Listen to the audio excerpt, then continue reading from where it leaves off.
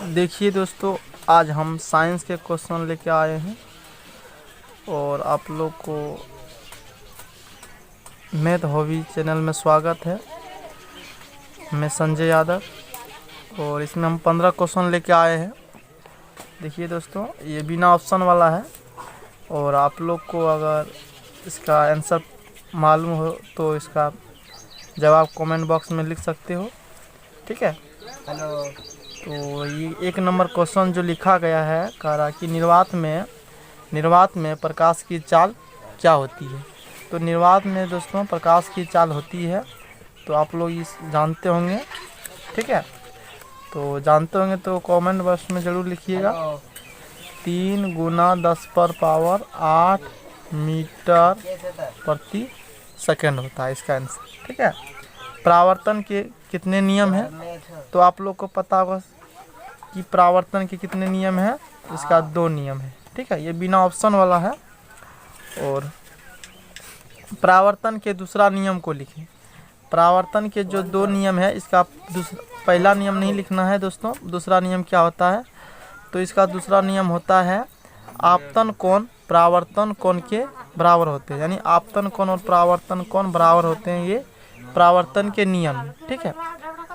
तो इसको इंग्लिश में कहते हैं आपतन कोण को I और परावर्तन कोण को R, ये दोनों आपस में बराबर होता है। गोलीय दर्पण की फोकस दूरी और वक्रता त्रिज्या में क्या होता है। तो देखिए दोस्तों, गोलीय दर्पण में फोकस दूरी और वक्रता त्रिज्या में संबंध क्या होता है, तो होता है F बराबर R/2, ठीक है। छोटी F होगा, F बराबर R/2, छोटी F नहीं बड़ी F होगा। F बराबर R/2 का यही संबंध होता है। यदि गोलीय दर्पण की फोकस दूरी 20 cm है तो वक्रता त्रिज्या ज्ञात करें। देखिए दोस्तों, अगर इसका फोकस दूरी 20 cm है तो फोकस दूरी जो वक्रता त्रिज्या होती है दुगुनी होती है। जैसे यहाँ सूत्र में है, देखो दोस्तों, R जैसे निकालना है तो इसको क्या करेंगे, मल्टीप्लाई कर देंगे 2F बराबर R।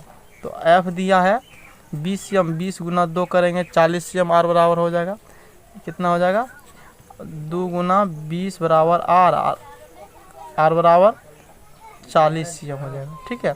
जो फोकस दूरी होती है वक्रता मैंने फोकस दूरी जो होती है वक्रता त्रिज्या होती है, फोकस दूरी की दुगुनी होती है। देखिए दोस्तों, आप 6 नंबर क्वेश्चन क्या कह रहा है, यदि गोलीय दर्पण की वक्रता त्रिज्या 30 cm है, अब की बार वक्रता त्रिज्या 30 cm दे दिया है, तो कह रहा फोकस दूरी ज्ञात कीजिए। फोकस दूरी होगा दोस्तों, यहाँ फोकस दूरी ज्ञात कीजिए। तो वक्रता त्रिज्या फोकस दूरी की आधी होती है, यहाँ 30 cm है तो क्या हो जाएगा, इसका 15 cm हो जाएगा। देखिए F बराबर R/2, वक्रता त्रिज्या दे दिया है 30/2, तो हो जाएगा F बराबर कितना हो जाएगा 15 cm, ठीक है।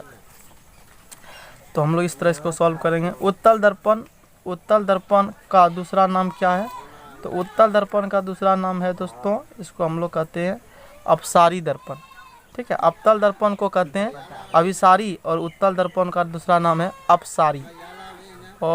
अपसारी दर्पण कहते हैं। अवतल दर्पण की फोकस दूरी धनात्मक होता है ऋणात्मक। देखिए दोस्तों, अवतल दर्पण का जो फोकस दूरी होता है हमेशा अवतल दर्पण का फोकस दूरी हमेशा ऋणात्मक होता है, ठीक है। इसका फोकस दूरी इधर होता है। चलो, इसका क्या हो जाएगा, ऑप्शन ऋणात्मक।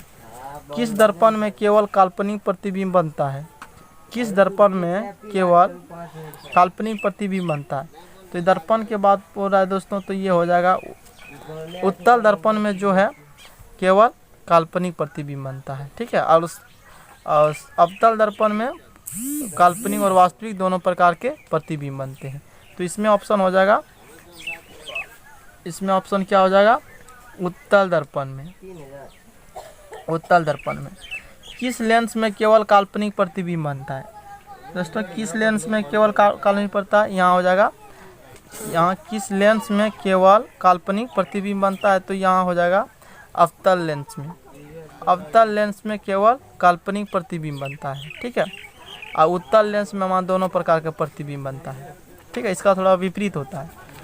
किस लेंस की फोकस दूरी ऋणात्मक होती है, कह रहा है किस लेंस की लेंस की फोकस दूरी क्या होती है, ऋणात्मक होती है। तो यहाँ जो फोकस दूरी लेंस की जो होती है ये होता है, उत्तल लेंस की फोकस दूरी ऋणात्मक होती है। ठीक है दोस्तों। तो अब पूछ रहा है कि दर्पण सूत्र को लिखें, तो दर्पण का सूत्र क्या होता है, 1/v प्लस 1/u बराबर 1/f, ये दर्पण का सूत्र है। श्वेत प्रकाश कितने रंगों के मेल से बना होता है, तो ये श्वेत प्रकाश जो है, यह सूर्य का प्रकाश, ये 7 रंगों के किरणों से मिलकर बना है। ठीक है।